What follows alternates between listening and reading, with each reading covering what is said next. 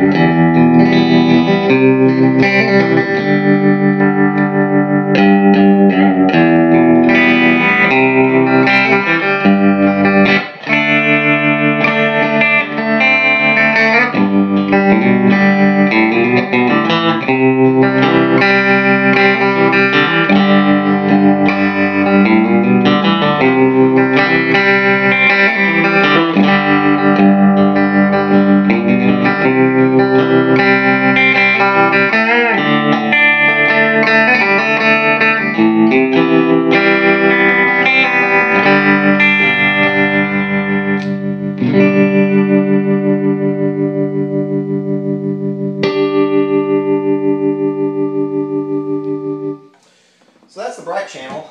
Plug into the normal channel here for just a moment or two.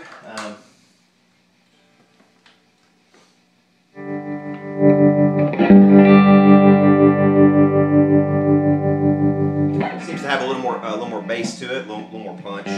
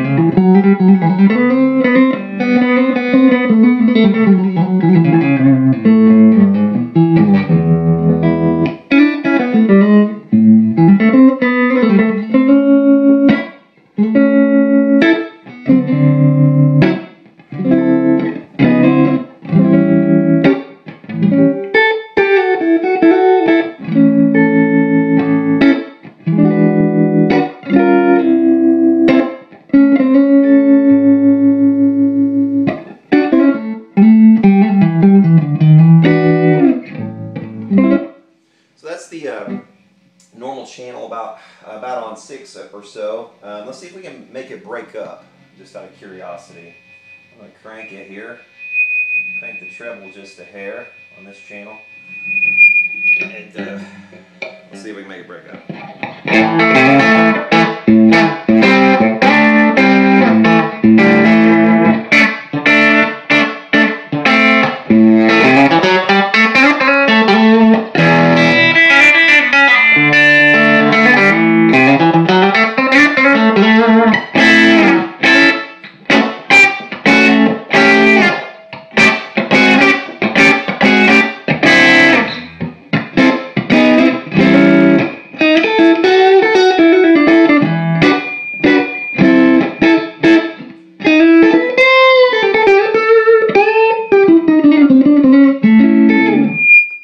Yeah, it will break up a bit, getting a little feedback there at that volume level, but really this thing is best for clean.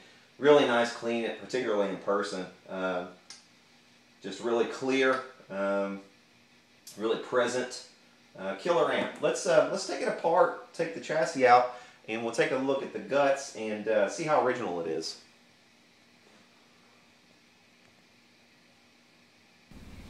Okay, let's take a look at the schematic for the 6G11 Vibrolux, which is the model I have, the 6G11. The 6G11, I forgot to mention before, this is the very amp model that Mark Knopfler used in the song Sultans of Swing, and that's kind of what this amp is famous for. We can see it includes two 7025s. There's a 12AX7 here for phase inversion.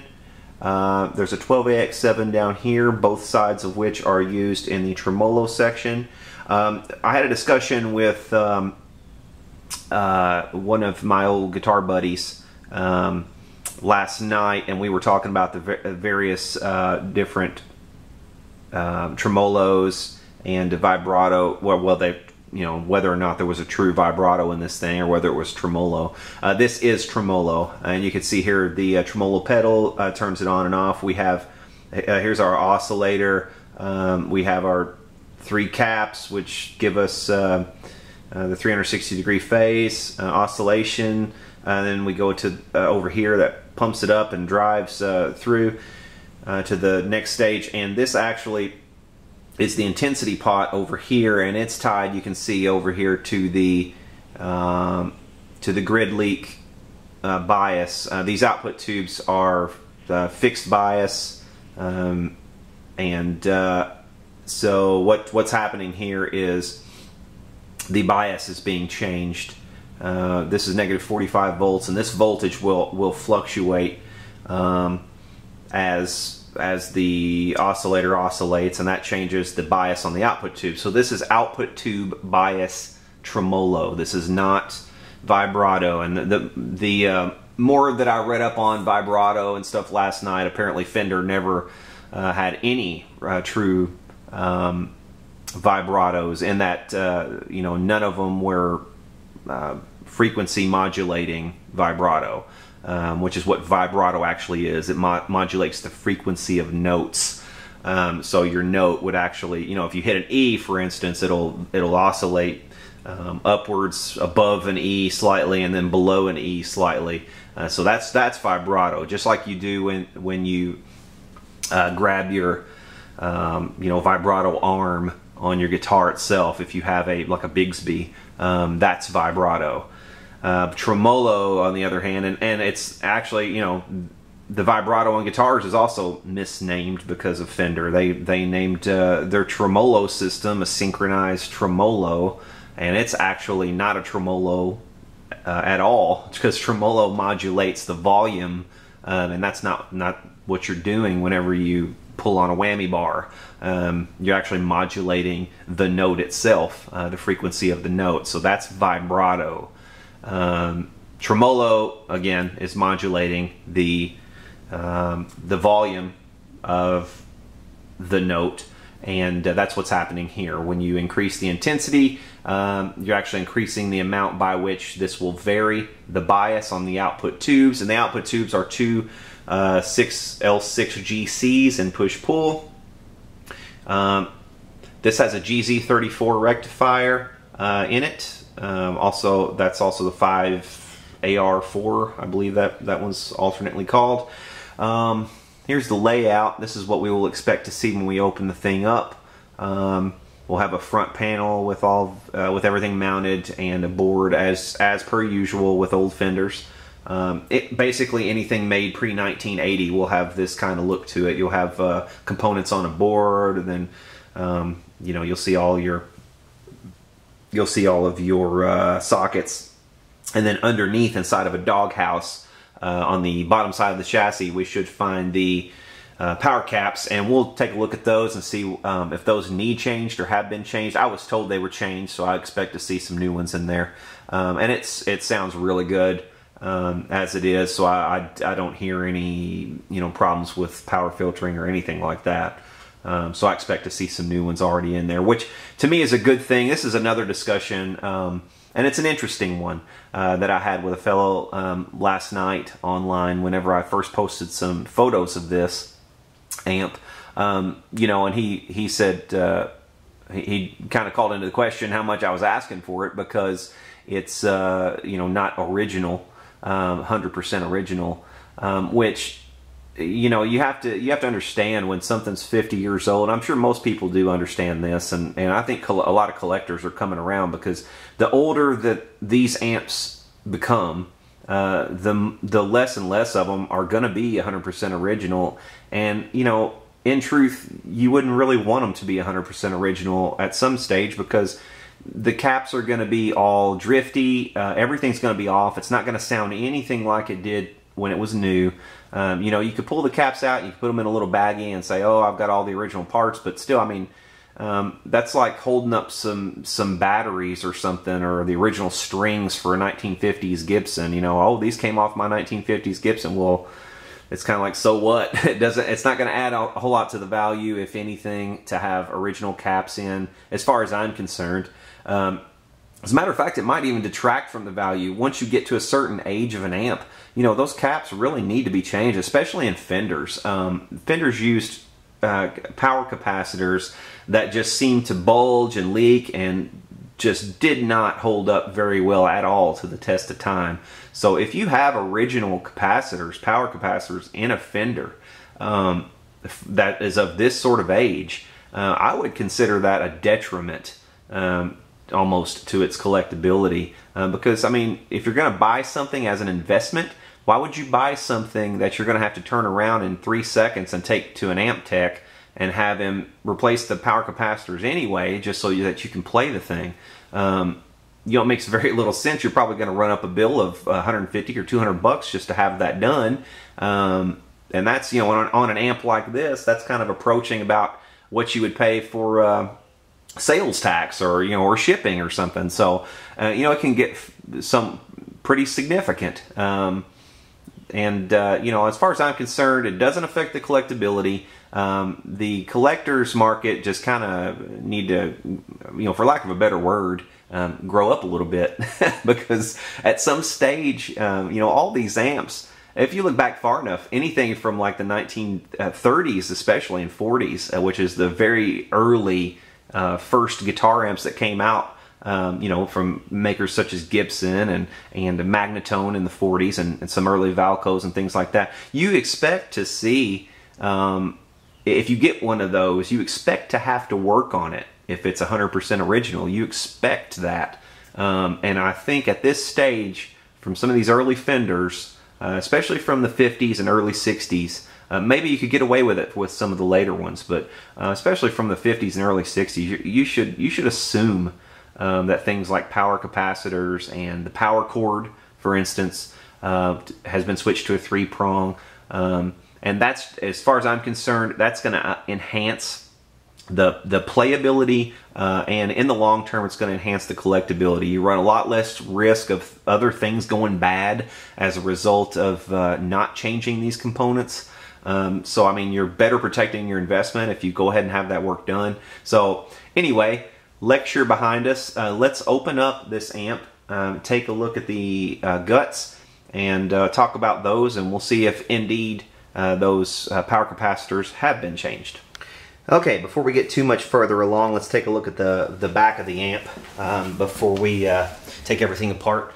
The tremolo on and off switch. This is a modern replacement. It's a Fender original part, but it's a modern replacement part. We can see here, this is our serial number, and it says 00788.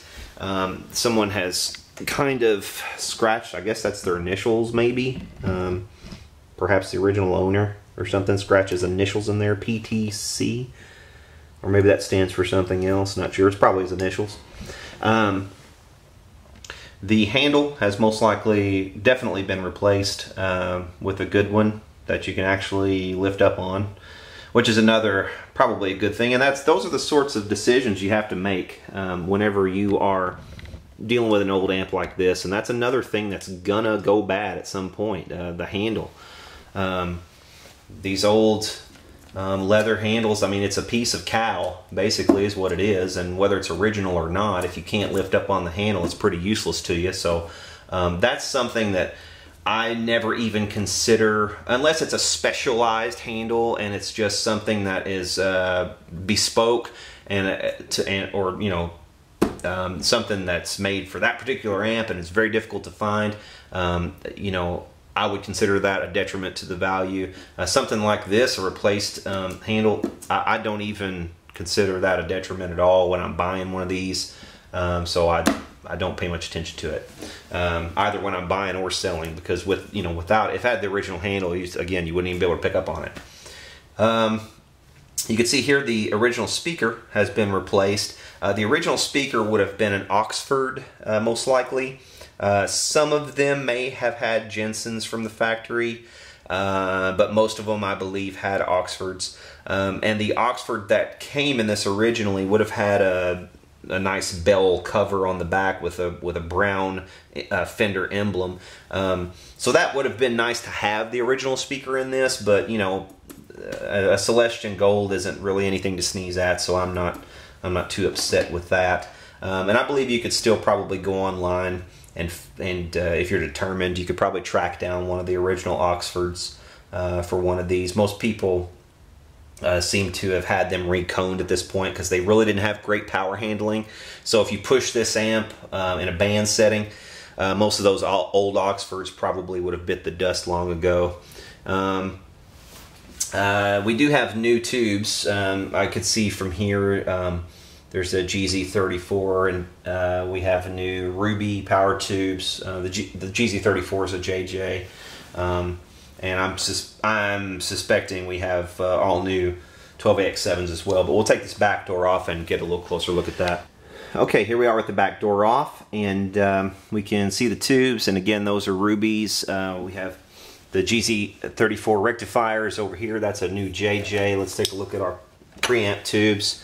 Those are JJs also. So, I mean, actually, if you wanted this to sound perhaps a little better, you could probably come in here and tube roll and put some old RCAs. I've got a whole raft of old vintage RCA 7025s and things like that. If I really wanted to dial this in, and I could come in here and tube roll some nicer tubes up here, especially in the V1 and V2 positions, then that would probably you know, get the best tone out of it if I were to go through my entire stash or something. But I'll probably leave all the new tubes in here for the next owner and let him decide what he or she wants to do. You can see over here on the far side we have a ground switch, and since we have a 3-prong cord on this, which again I love to see, that's already done for me. I probably would have done it myself had I gotten this amp 100% original anyway. So that's been done for me. I don't have to do the work, so I consider that a bonus. This ground switch is probably not even hooked up, and if it is, it's not going to be doing anything. The fuse, 2-amp fuse, let's see what they've got in here. Make sure it's correct. Let's see, 250 volts. That's a 3-amp fuse, so I'm not going to put that back in there. We're going to set that aside. And this is one of the things that you should probably check. If you buy an amp or trade for an amp or do something like that, make sure, you know, pull your fuse out. This is something very simple, and especially on an old amp like this where you want to preserve the transformers, changing you know, a 50-cent fuse is going to be a hell of a lot cheaper than changing out, you know, a transformer, which might cost you hundreds of dollars later. Here's the speaker output. This is the one you want to use if you're just using the internal speaker. This is the original Fender plug. And you always want to use this one first. If you unplug the internal speaker, you want to make sure that you plug a cabinet, if that's what you're doing. Plug your cabinet in here first. This is for external speaker, and you can of course run another cab off of this thing, which is always nice if you want to get a little more oomph live. Here's your on-off switch, if I didn't already discuss that. Input for the tremolo pedal. I'm not even sure what these numbers on the plates mean. That's a 004 if that means something to someone. Fender Electric Instrument Company, Fullerton, California. As probably everybody knows, Fender was in Fullerton up until about 1985 when they changed hands, and then they moved to Corona, which is where they are now. Pine cabinet. You can see inside here, you can see the little knots in there, and that's pine. Looks to me like the baffle is probably birch, and it's painted black. We got some crayon markings down here, 105 by the look of it right there. And I guess all these little markings probably mean something to serious collectors. Here's another girl crayon marking over here, 105 also in red crayon or lipstick or whatever that is. There's a stamp of some sort, if I can get enough light to see it and get it in focus. You have to kind of excuse me for the lack of focus on this thing. Sometimes I don't have a whole lot of control, and I'm not an expert at this camera, so but there's some kind of little stamp right there. It's kind of hard to read from where I'm standing now. You can see here's our tube chart. It's intact, and this one is in the bottom. A lot of Fender tube charts you will find are on the side. This one was put in the bottom from the factory, and this is indeed a Vibrolux KG11 model, which again is the Sultans of Swing amp. And so there's that. Let's take the chassis out and look at the inside. Okay, here we are inside the amp, and we can see there's more mustard here than at a Hellman's factory. Got all the original Astron mustard caps, and this looks like it definitely has been serviced. we can see these caps here are new. These caps here are new. Everything else looks like it is pretty much original. Those are original. All these mustard caps are original. There's mustard caps up in here as well. All these little disc caps are original. So it looks like what was done very sympathetically.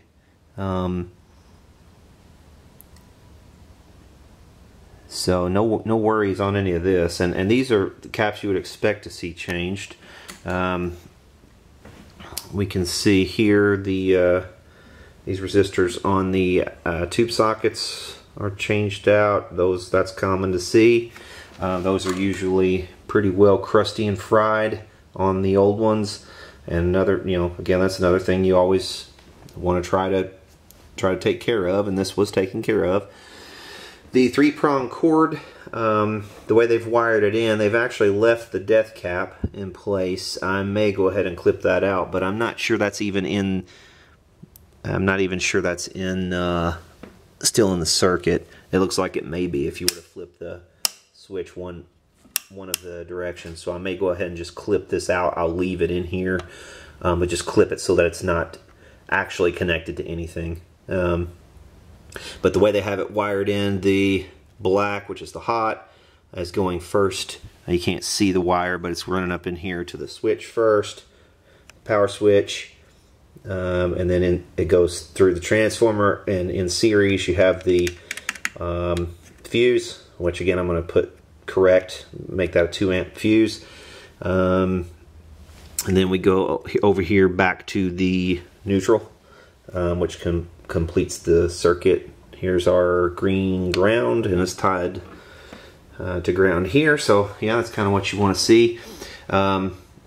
Over here, this cap has been replaced, and it looks like they've put a couple of a pair of resistors in series to make up the correct value on that. But overall, very sympathetically serviced, at least up here on top. Let's flip her over and take a look at the doghouse and see what's under that. Alright, here is the underside of the chassis. Here is the doghouse where the electrolytic caps are, which we'll look at in just a moment. But first we're going to take a look at the transformers and see how original they are. We have a manufacturer code of 606. I'll have to look that up. I'll probably post a note up here telling everybody what the manufacturer is. The one is 1961, the 28th week of 1961. That should be the part number for that that transformer. That's the output. Here's a little choke, and this one again is number 606. I don't know if we can see that or not. Again, with the zoom problems. Sorry. Let's see if we can get it actually come in. That's a little better. There we go. 606 20th week of 1961 on that little choke. Come over here to the power transformer, and that's 606 13th week of 1961. So all three transformers are original, from the same manufacturer, same year, so they are all correct. So yeah, let's take a look under the doghouse. Okay, we've taken off the doghouse, and we can see here that this thing was done pretty well. We've got the Sprague atoms in here. All the solder's nice and neat. Whoever serviced this probably did a lot of these and did a pretty good job at it. I've got no complaints here. Looks like they were able to leave the original resistors, unless they had these in their stash or something, but these aren't crispy at all. A lot of times these will be kind of crispy as well, but those don't look burnt at all. So those might even be the original ones. So yeah, all new caps under the doghouse, which I expected to see and I was told to expect. So overall, I'm very happy. You know, the discussion I had a little bit earlier in this video about original components, I don't care if these are replaced. That doesn't bother me. Even as a collector, this doesn't bother me one iota, because if you were to look at this amp or any Fender amp of this age, look under the doghouse, and if you see original components under the doghouse, you're going to see on the ends they're all bulging, probably, and they're just no good physically. The caps are usually no good in an amp of this age, so that doesn't bother me one bit. Seeing a 3-prong cord on the amp doesn't bother me one bit. As a matter of fact, I prefer to see that, even as a collector. Now, if it would be a little bit different story if one of these transformers had been changed, or the chassis was not original, or all these knobs were unoriginal, or something like that. Now, again, you know, you can nitpick about the handle if you like, but I almost prefer to see a newer handle, because usually these are going to be, unless they were kept very, very well, these are going to be dry rotted, and you're not even going to be able to pick up your amp with your handle, which is pretty useless.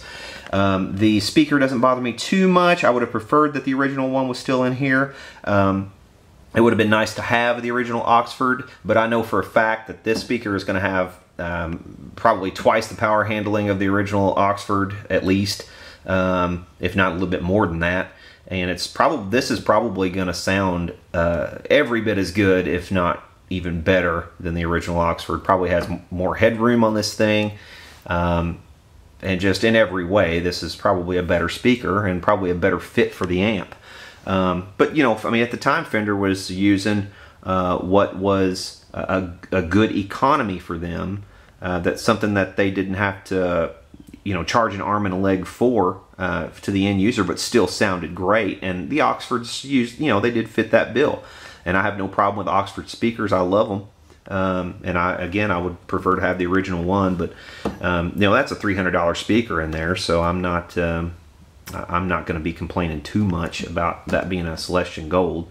Now, if it was some, you know, if it was like a greenback or something, that, you know, I wouldn't consider that the perfect fit for this amp. But overall, this amp is pretty original. It's been serviced to a high standard. I'm happy with it. Probably be nice to have a couple of RCA 7025s in the V1, V2 position at the very least. The tremolo is not a huge deal. I don't mind seeing unoriginal tubes in this position, because it's not going to matter a great deal, or actually I think the tremolo is V3. It's not going to matter a great deal as far in terms of tone anyway for these two. That's why they're 12AX7s. These are the low noise 7025s on the schematic. These need to be nicer than these. Really, for the tremolo, all you need is something that is going to oscillate. Beyond that, it's not going to matter too much. It could be the worst sounding, probably most microphonic tube that you have, and it would probably still work in that position. The same with your phase inverter. Your phase inverter is not going to be critical in terms of tone, because essentially all it's doing is inverting the phase, so you can have push-pull on your output tubes, and these two positions are not as critical. So if you have some tubes that are questionable and you have an old Fender, always put them closest to the power tubes. Put them in the positions that are closest to the power tubes, because those are going to tend to be the phase inverter, and in this case the tremolo, which I think is, again, a V3. But you know, your first two, I could stand to put some nice RCA 7025s, and if that's what it takes for me to sell this thing, I might end up doing that. But these rubies, I'm pretty happy with. I've always had good luck with rubies. A lot of people, and I think they're Chinese-made ruby, but I don't knock rubies really because I've always had really good luck with them, so I don't mind them. This is again a JJ, and the GZ34 JJs I think are about the least expensive good GZ34 you can get. So I'm okay with those. But overall, again, nice amp. Here is the original cover for the amp, and it's not in mint condition, but it's not in terrible condition either. But it's protected the amp all these years, so I was happy to see it included. Okay, that concludes today's video on our 1961 Vibrolux 6G11 tube amp. I hope you've enjoyed this video. For more videos like this, please subscribe to my channel. We very often will take a look at vintage amps, take them apart, take a look at schematics and things like that, and talk about them. And hope you've enjoyed this one, and we will see everybody later. No collectors, I assure you, were harmed in the making of this video, so I'll try to go easy on you collectors in the future. So yeah, we hope to see everybody the next time. Have a good one.